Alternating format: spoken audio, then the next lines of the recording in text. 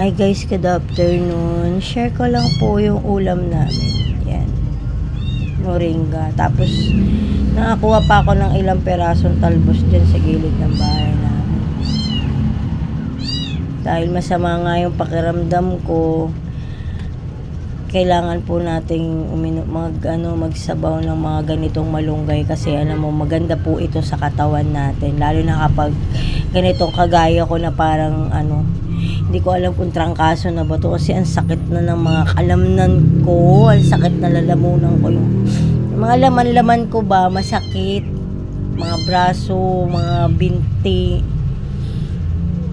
masakit talaga niya, promise. Tapos yung sipong ko ibabara na dun sa ilong ko, isa tumutulo.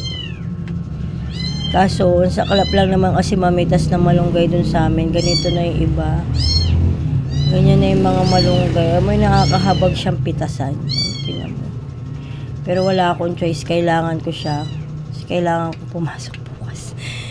Kailangan ko siya. Kailangan ko magpagaling.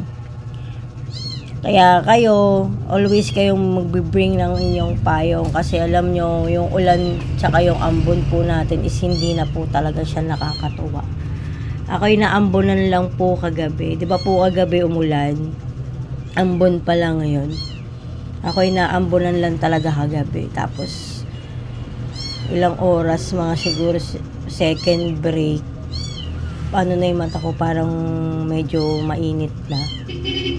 Sinisipon na ako, hatching na ako, tumutulo na yung sipon ko, masakit na yung ulo ko. Tapos kanina, 2:00, paggising ko, talagang sakit na ng kalamnan ko. Yung mga laman-laman, mga joint, mga buto-buto, masakit na talaga. Kaya yan, ito yung uulamin namin.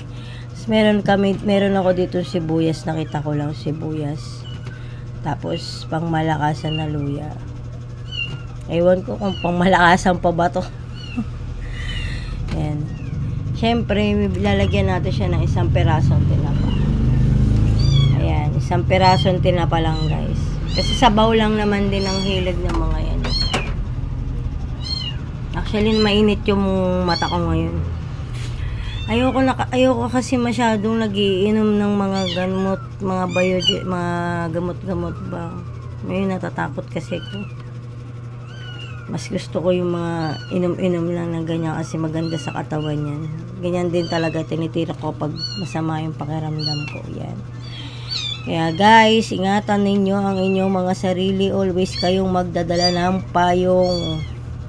Ha, always yan. Huwag niyong kakalimutan kasi ang ulan natin ngayon is hindi natin matansya kung may ambon kasi na kaya pa ng katawan natin. Meron kasing ambon na diba? Yung bigla-bigla ka na lang magkakasakit.